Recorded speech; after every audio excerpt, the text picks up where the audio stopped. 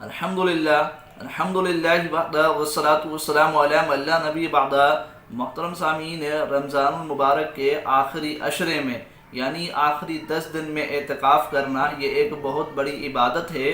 हज़रत आयशा रज़ी अल्लाह तआला अन्हा फरमाया करती हैं कि नबी अलैहिस्सलातु वस्सलाम हर साल रमज़ान के आखिरी अशरे में एतकाफ़ करते थे।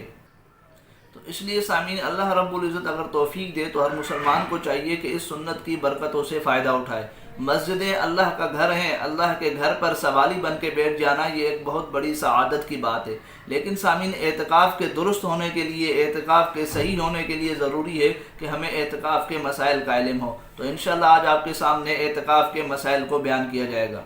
पहला मसला सामीन ये कि रमज़ान के इस आखिरी अशरे में एतकाफ़ करना सुन्नत किफ़ाया है, यानी अगर मोहल्ले में से कुछ अफराद मस्जिद में बैठ जाते हैं तो ये सुन्नत किफ़ाया अदा हो जाएगी मोहल्ले वालों की तरफ से। लेकिन अगर मोहल्ले में से कोई भी नहीं बैठा, मस्जिद खाली रही, तो सामीन इसका वबाल पूरे मोहल्ले पे होगा, इसका गुनाह पूरे मोहल्ले पे होगा।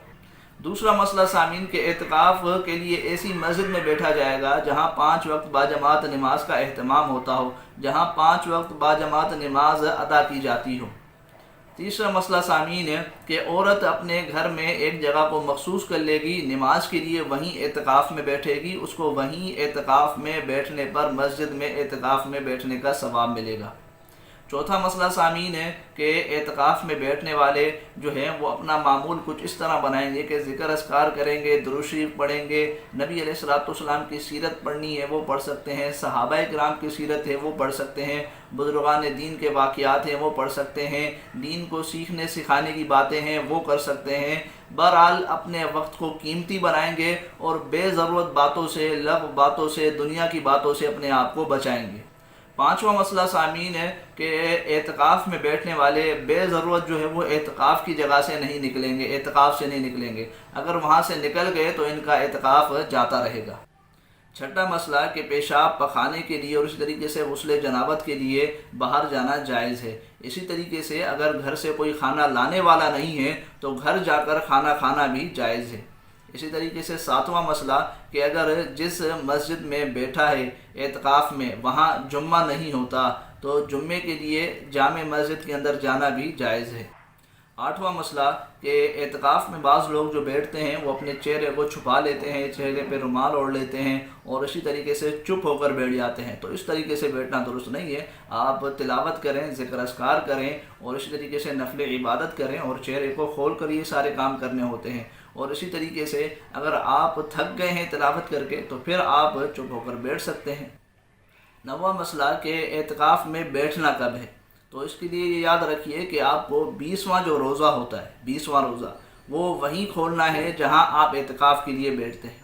यानी आपको एतकाफ़ में जो बैठना है वो 20वें रोज़े के सूरज गुरूब होने से पहले पहले मस्जिद में एतकाफ़ की नीयत के लिए जाकर बैठ जाना है। क्योंकि 20वां रोज़ा यानी 20वें तारीख का जैसे ही सूरज गुरूब होता है तो आखिरी अशरा शुरू हो जाता है। इसलिए अगर कोई 20वीं तारीख के सूरज गुरूब होने के बाद मस्जिद में एतकाफ़ की नीयत से बैठता है तो उसका मसनून एतकाफ़ नहीं होगा। 10वां मसला कि एतकाफ़ के लिए रोज़ा शर्त है। अगर रोज़ा किसी वजह से टूट जाता है तो एतकाफ़ मसनून भी नहीं रहेगा। 11वां मसला कि एतकाफ़ की नीयत, तो एतकाफ़ की नीयत दिल में कर लेना काफ़ी है, लेकिन अगर कोई ज़बान से करता है तो ये भी बेहतर है। अब ये एतकाफ़ की नीयत कैसे की जाएगी, तो एतकाफ़ की नीयत इस तरह कर ले कि जी मैं आखिरी अशरे के मसनून एतकाफ़ की नीयत करता हूँ। तो सामीन, ये कुछ एतकाफ़ के मसाइल थे जिनका जानना एतकाफ़ के लिए ज़रूरी है।